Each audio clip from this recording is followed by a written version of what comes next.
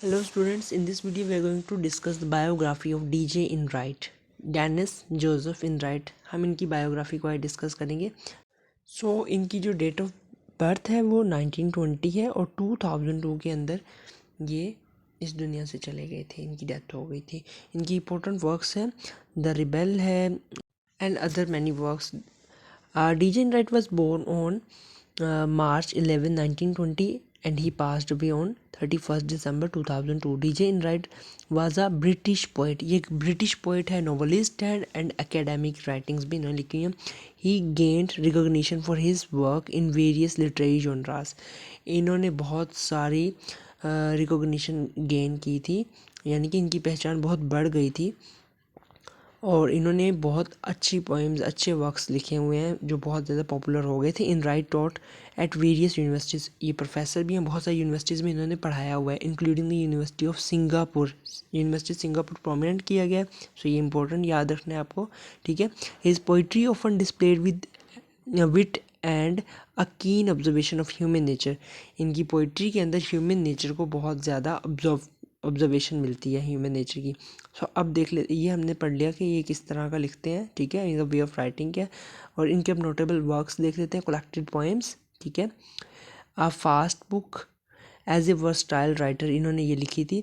In right contributing significantly to 20th century literature with his distinctive voice and insightful reflections.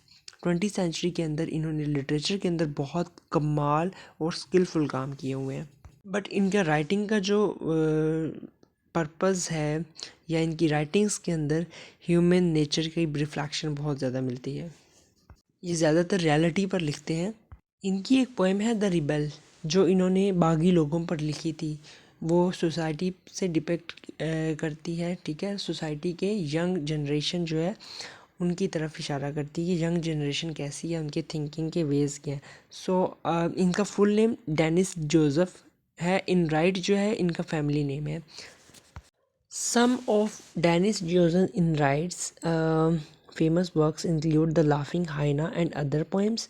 ये इसका एक अहम काम है, 1953 में पब्लिश हुआ था। बियर्ड रैदर देन ब्लॉसम, ये 1956 में। फिर इसकी पोएम्स आई थी the year of the monkey, 1956। फिर इसकी पोएम्स आई थी सम मैन आर ब्रदर्स, ठीक है, 1960।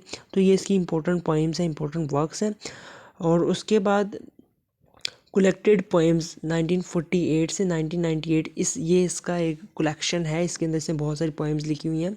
सिलेक्टेड पोएम्स हैं। आ फास्ट बुक, ये भी इसकी एक पोएम की बुक का नाम है। उसके बाद सम मैन आर बोथर्स, और उसके बाद है clandestine classics. These works showcase his contribution as a poet. As a poet जो है इन वर्क्स में इसकी कंट्रीब्यूशन काफ़ी ज़्यादा है, यानी कि लिटरेचर की हिस्ट्री में। And he wrote novel essays throughout and reviews throughout his literary career।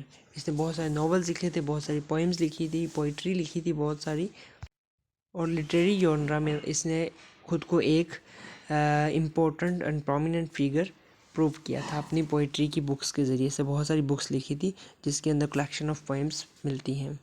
इसकी पोएम्स के ज़रिए इसके लिटरेरी कैरियर का बहुत अच्छा रिव्यू मिलता है।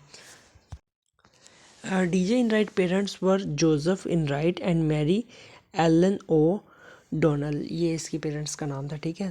थोड़ा सा आपको फैमिली के बारे में पता होना चाहिए। DJ Enright's का पर्सनल देख लेते हैं।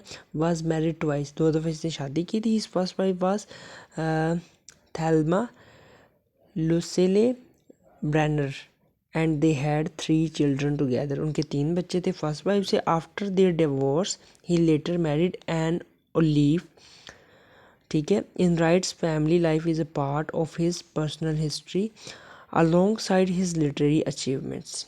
तो ये इसके फैमिली के बारे में थोड़ा सा था।